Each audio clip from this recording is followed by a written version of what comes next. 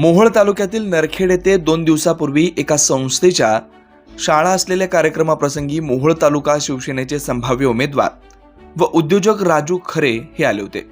त्याच कार्यक्रमादरम्यान मोहोळ तालुका शिवसेनेचे उपतालुका प्रमुख समाधान खंडारे यांनी नरखेड गावातील कैलासवासी सिद्धेश्वर विरपे यांना एका विषारी सापानं दंश केल्यामुळे त्यांचं आकस्मिक निधन झाल्याचं राजू खरे यांना सांगितलं। त्याच क्षणी तात्काळ राजू खरे यांनी त्या कुटुंबातील सदस्यांची भेट घेतली। भेट घेत असताना त्या ठिकाणी विरपे कुटुंबाची अत्यंत प्रतिकूल परिस्थिती त्यांना जाणवली। त्या घरात असणारी माई माऊली घरातूनच डोकावून बाहेर पाहत होती। त्यावेळी त्यांना घराच्या बाहेर अनोळखी माणसं दिसून आली आणि ही माणसं पाहताच दरवाजातूनच डोळ्यामध्ये भरलेल्या अश्रूंनी जणू काही ती सर्व सांगून जात होती।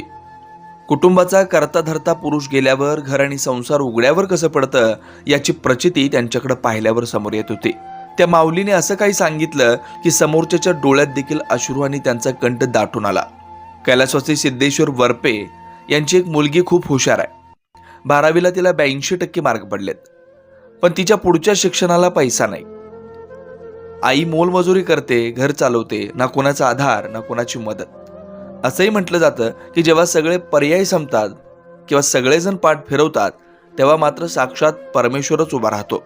विरपे कुटुंबाला देखील असाच एक त्यांच्यासाठी उभा राहिलेला देवच भेटलाय आणि तो देव आपल्या पायाने चालत त्यांच्या घरी पोहोचलाय आणि ते म्हणजे राजू खरे नावाचा माणूस, ज्याला आता मोहोळ तालुक्यातील लोक भावी आमदार म्हणून संबोधतात। हो, तेच राजू खरे, ज्यांनी रस्ते नाही त्या लोकांना रस्ते दिले, ज्यांना पाणी नाही त्या लोकांसाठी पाणी देण्याचं कार्य केलं। तसं पाहिलं तर काही माणसांजवळ पैसा अमाप आहे, पण दानत मात्र नसल्याचं चित्र आपण पाहतोय। माणूस म्हणून घेतलं जातं, पण माणुसकी कुठे शिल्लक नाही। मात्र या उलट राजू खरे यांच्याकडे दया, करुणा आणि दातृत्व या भावना त्यांच्याकडे आहेत आणि ते असल्याचं नेहमी पाहायला मिळतं। त्यांच्या कृतीमधून ते दिसून येतं। काही नेते डोळ्यापुढे मतपेटी ठेवून पांढरे कपडे घातलेले अनेक पुढारी गावात किंवा तालुक्यात आश्वासनाची खैरात करीत असतात। यामध्ये काही जण कोरडी सहानुभूती दाखवत पुढे निघून जातात। मात्र राजू खरे यांनी तसे न करता विरपे कुटुंबाला धीर तर दिलाच, शिवाय त्यांनी आपल्या खिशातून 50,000 रुपये विरपे कुटुंबाच्या स्वाधीन केले आणि एवढ्यावरच न थांबता त्या मुलीच्या शिक्षणाची संपूर्ण जबाबदारी देखील आपल्या खांद्यावर घेतली आणि शेवटी काही गरज पडली तर फक्त हाक द्या असं म्हणतात कुटुंबातील सदस्यांसहित इतर पदाधिकारी व कार्यकर्ते यांना देखील अश्रू अनावर झाले। नावाप्रमाणेच राजा नावाचा देव माणूस मोहोळ तालुक्यातील असंख्य कुटुंबाच्या मदतीला धावून जाताना दिसतोय। पीडित कुटुंबाच्या घरी साक्षात परमेश्वरच प्रकट झाला अशी भावना देखील कुटुंबाची होती। त्यामुळे साक्षात राजू खरे यांच्या रूपानं विटेवर उभा राहिलेला पांडुरंगच त्यांच्या कार्यात जाणवत असल्याचं काही नागरिकांच्याकडून ऐकायला मिळत आहे। मी समाधान नवनाथ खंडारे, शिवसेना उपतालुका प्रमुख।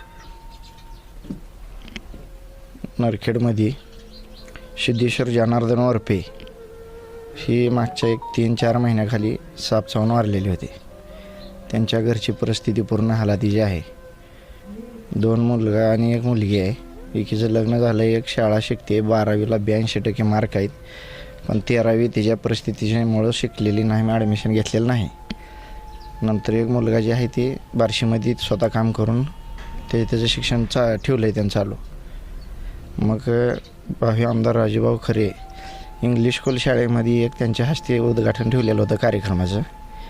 त्या कार्यक्रमाला आल्यानंतर आम्ही त्यांना बोलवून ही परिस्थिती सांगितल्यावर तात्काळीनं त्यांनी त्यांच्या घरी जाऊन 50,000 रुपयाची मदत त्यांना केली।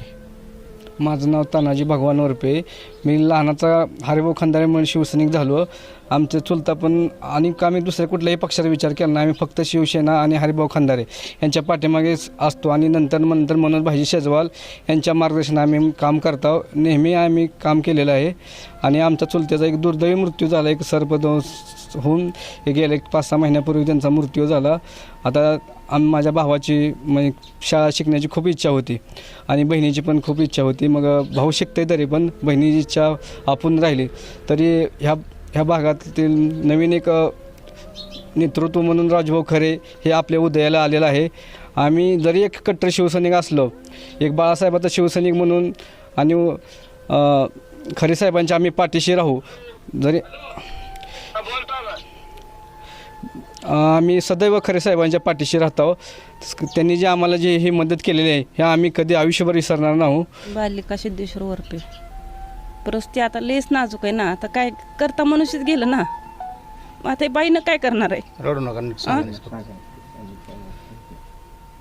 आता मुलीचं शिकायचं इच्छा होती, मग आता तिला घातलं नाही शिकायला आम्ही. केव्हा घडलंय? 6 महिने झाले आता. उन्हाळ्याच्या टायमाला घडले. आता कुटुंबाची परिस्थिती किंवा कुटुंब कसं चालते? आता मी चालवते, आता काय करायचं मग. काय शेत नाही, काय नाही, अजून कुठला शेतातला माल नाही, काय नाही. मंजुरीवर रोजंदारी करून मंजुरीच आहे. मंजुरी करूनच कशाचा कुठला आधार नाही. होय कुठला दीर देईल म्हणाल नाही ना, काय नाही. आता जे वेळेस कष्ट करेल त्यावेळेसच. आता राजू खरादीन 50,000 दिले. मुलीचं शिक्षण बी त्यांनी बघतो म्हणतात, खर्च सगळं भागवतो म्हणतात. मग तिला आता ॲडमिशन घे म्हणतात मोहरे.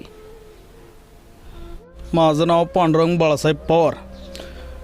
मी राहणारा नरखेडचा रहिवासी असून एक शिवसेनेचा कट्टर आणि कडवट शिवसैनिक आहे.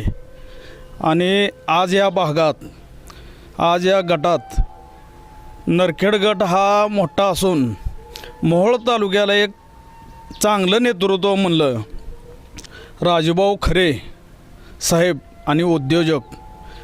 त्यांचं एक गोरगरिबांसाठी जी तळमळ आहे ती या आजच्या कार्यक्रमातून नरखेडवासियांना दिसून आलेली आहे. ह्यांचं कार्य असं आहे की ज्यांना पाणी पाहिजे त्याला पाणी मिळालं, ज्यांना रस्ते पाहिजे त्यांना रस्ते देतात. परत आता इथं सिद्धेश्वर वरपे यांचा आकस्मिक मृत्यू झाला आणि मृत्यू झाल्याकारणाने त्यांच्या कुटुंबाला एक आधार द्यावा म्हणून त्यांच्याकरता त्यांनी एक 50,000 रुपयाची मदत केली. आणि ह्या गरीब कुटुंबाला सावरण्याचं एक त्यांच्यापासून चालना मिळाली. आणि त्यांच्या एक मुलगा आणि एक मुलगी आहे. तर मुलीला 84% मार्क असून तिला घरी बसायची पाळी आली, कारण तिचं वडिलाची जी छत्रछाया होती ती निघून गेल्या कारणाने मुलगी शिकता आली नाही मुलीला. त्यामुळं मुलीला शिकता आलं नाही, त्या कारणाने राजूभाऊंनी तिचा पूर्ण खर्च स्वतःहून शिक्षणाचा असो किंवा काय अडचण असो ती पूर्ण ताकदीनिशी करतो असं एक ह्यांच्या घरच्यांना मोठा आधार दिला. त्यामुळं मी नरखेडच्या वतीनं राजूभाऊ खरे साहेबांचं मनापासून अभिवादन करतो आणि त्यांना भविष्यात मोहोळ तालुक्याचे आमदार म्हणून मोहोळ तालुक्याचे आमदार म्हणून सगळ्यांनी ताकदीनं लढावं आणि त्यांना विजय करावा.